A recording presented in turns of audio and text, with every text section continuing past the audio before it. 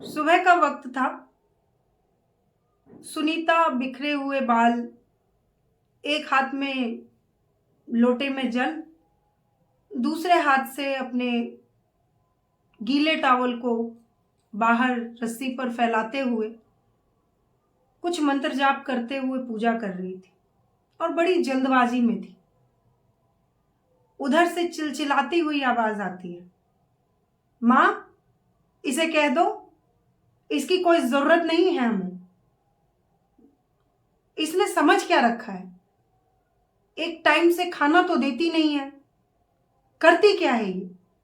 इसकी जरूरत क्या है मुझे? इसे इसके घर भेज दो।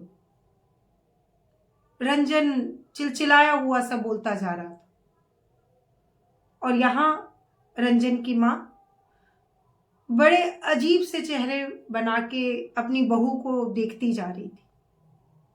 खैर, कहानी बड़ी इंटरेस्टिंग है, सच्ची भी है, अच्छी भी है, सोचा आप लोगों के साथ शेयर कर दूं। एक तलाक की कहानी है। कहानी शुरू करूं उससे पहले नमस्कार, प्रणाम, आदाब, सत श्री अकाल। कैसे हैं आप सभी? उम्मीद है अच्छे होंगे। होना भी चाहिए बॉस, बहुत जरूरी है। सुनीता एक गवर्नमेंट स्कूल में टीचर, और आजकल ऑनलाइन अटेंडेंस होने लग गया है। सुनीता बड़ी जल्दबाजी में थी। पढ़ी लिखी समझदार औरत, उसके बच्चे भी थे। बच्चे हॉस्टल में रहकर पढ़ रहे हैं। सुनीता सुबह सुबह बड़ी बेचैनी में घबराई हुई सी एक हाथ से पूजा कर रही है। इतने में कुकर की सीटी बजती है। मंत्रोच्चारण करती हुई आधे गीले आधे सबरे आगे आधे बिखरे हुए बाल से साड़ी का पल्लू ठीक करते हुए भागती है किचन की तरफ। आधी पूजा का मंत्र जाप करते हुए सुनीता भागती है किचन की तरफ। आज भी वही हुआ। रंजन अपनी बात बोले जा रहे थे और सुनीता उस बीच में मंत्र जाप करते करते एकदम से बोल पड़ी, क्या तुम सीटी भी बंद नहीं कर सकते? रंजन ने कहा, क्या सीटी? सुनीता को याद आया कुकर भी बोलना था और साथ में गैस भी बोलना था। सुनीता ने बोला झल्लाते हुए, अरे गैस बंद करना था, सीटी बंद नहीं करना था, समझते भी नहीं हो क्या? खैर, इतना बोलते हुए सुनीता ने जैसे तैसे कुकर के साथ लड़ाई शुरू की। उसे टैप के नीचे रखा और जबरदस्ती खोल दिया।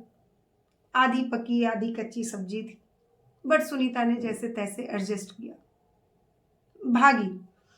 सुनीता ने उसमें से कुछ सब्जी अपने लंच बॉक्स में रखा और 2 रोटी फटाफट से पैक किया और भागी बस पकड़ने के लिए। चप्पल पहनने की फुर्सत नहीं थी, जूड़ा बांधने का समय नहीं था, कंघी बिंदी लिपस्टिक तो क्या करेगी। फिर भी एक हाथ से जितना कर सकती थी सुनीता ने किया।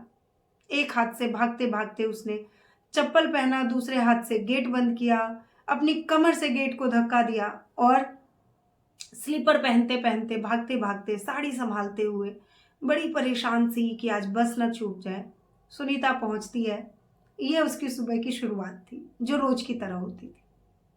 बस सुनीता पहुंच जाती है वही योद्धा की तरह।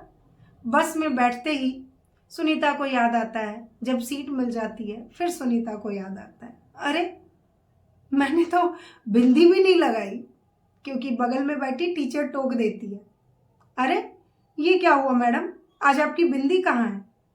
सुनीता ने देखा, उसे याद आया, उसके मुंह से अचानक ही निकल जाता है, शिट यार। खैर, करती क्या, बस में ही बैठे हुए पर्स से बिंदी निकाला और बिंदी लगाया। बस बिंदी लगाने की देर थी कि सुनीता की सुंदरता में जैसे मानो 4 चांद लग गए।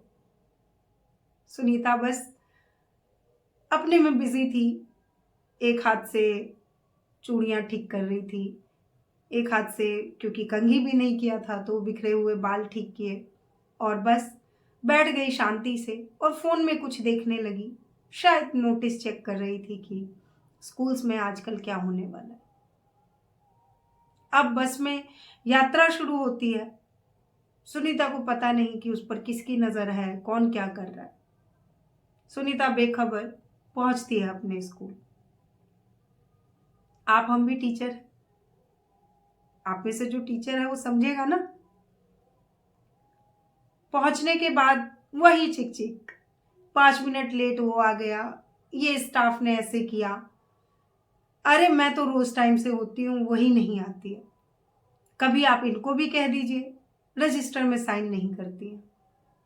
आज तो अंडा आएगा, आज अंडे का दिन है, अटेंडेंस देख लो। अच्छा, मैं तो यहां से चली जाऊंगी, उसके बाद सबको पता चलेगा।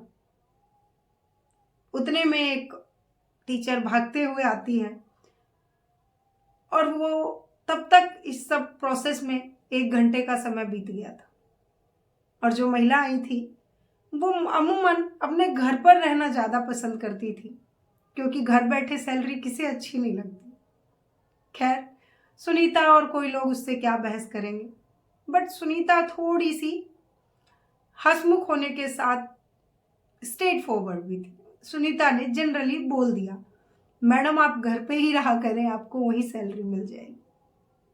इतना सुनते ही दूसरी टीचर का तो पारा हाई हो गया। उन्होंने सीधे जवाब दिया लपकते हुए, मैडम हम तो घर पे बैठ के भी कमा लेंगे, जो दूर से आते हैं वो सोचे। खैर, जो था, सुबह की शुरुआत हो चुकी थी, सुनीता भागते हुए पहुंच चुकी थी। अब सुनीता को ध्यान आया कि मुझे बाल भी ठीक करना है। इतने में प्रार्थना का समय हो गया, प्रेयर करवाया गया। सुनीता भागते भागते घर पहुंची। फिर पूरे दिन की दिनचर्या के बाद घर पहुंच के उसने अपने घर में जो सामान देखा तो उसका दिमाग काम करना बंद कर गया। सोफे पर सोफे कुशन नहीं है, बेड पर सामान ऐसे बिखरा पड़ा है, वाटर बॉटल बेड पे पड़ी है। किचन में जैसे सुबह बर्तनों का भंडार था, वो चीख चीख के सुनीता को बुला रहे थे कि आओ हमें गले लगाओ, हमें प्यार से सहलाओ। सुनीता भागी किचन, फिर रूम, फिर झाड़ू, सब कुछ किया। और करने के बाद सुनीता बैठती है और पूरे दिन के बारे में सोचती है कि सुबह सुबह उसके हस्बैंड ने क्या कहा था फोन पर। उसके हस्बैंड ने कहा कि मुझे अब इससे छोड़ना है। सुनीता सारी चीजों को सोचने के बाद ये सोच रही थी कि क्या उसकी जिंदगी का कोई मोल नहीं, क्या उसकी जिंदगी हर किसी के हाथ की एक कठपुतली है जो जब चाहे तब नचाए। और इतना काम करने के बाद भी क्या महिला होने का सिर्फ इतना ही रिजल्ट है, इतना ही आउटकम है कि उसे फुर्सत तक नहीं मिल रही कि वो अपने बाल बांध सके। लेकिन तभी भी उसके लिए एक रास्ता खुला हुआ है, वो उस घर का है जिसको वो संभाल रही थी अभी 10 मिनट पहले। कभी बर्तन धो रही थी तो कभी झाड़ू लगा रही थी। और सुबह जिस हालत में वो भागती है उसी घर के लिए। ये महिलाओं का अस्तित्व है। इस छोटी सी कहानी से कामकाजी महिलाओं के अस्तित्व पर एक सवाल है। क्या कामकाजी महिलाएं, उनका कोई अस्तित्व नहीं है आपकी नजर में? उन्होंने खाया नहीं खाया, उन्होंने कोई काम किया नहीं किया, उनके साथ पूरे दिन क्या हुआ नहीं हुआ, किसी को कोई मतलब नहीं। सिर्फ मतलब है कोई चीज में कमी निकालने से। इतना आसान नहीं होता, लेकिन चल रही है चीज। ये सुनीता की घटना सच्ची घटना है। सुनीता तो बस सोच के समझ के रह गई। बट मेरा सवाल है आपसे, क्या आपने अपने आसपास ऐसी किसी महिला को देखा है? अगर देखा है तो उसकी कहानी को कमेंट बॉक्स में जरूर शेयर कीजिए। अगर आपको अच्छी लगेगी तो ऐसी छोटी छोटी कहानियां, सच्ची घटनाएं थोड़ा बहुत चेंज करके मैं आपके साथ जरूर शेयर करूंगी। हम थोड़ी बात करेंगे इसके बारे में, क्योंकि हम लोग बात नहीं करते, हमारे पास समय नहीं होता। बात कीजिए ना, कमेंट में लिखिए, अच्छा बुरा सब। पुरुषों की भी बात करेंगे, बच्चों की भी बात करेंगे। समाज है, समाज में सारे रिश्ते, सॉल्यूशंस पे बात करेंगे। उम्मीद है आपको सुनीता की बातें, सुनीता का स्ट्रगल, सुनीता का वो सवाल जो उसके हस्बैंड ने उसके लिए छोड़ा, ज़रूर एक बार आपके कान में भी ज़रूर आएगा। उम्मीद है कि अगली कहानी, अगली बातचीत इससे इंटरेस्टिंग होगी ना। मिलते हैं अगली कहानी, वेट कीजिएगा, कुछ नया हो लिख के दीजिएगा, इंतज़ार रहेगा। Thank you so much. नमस्कार।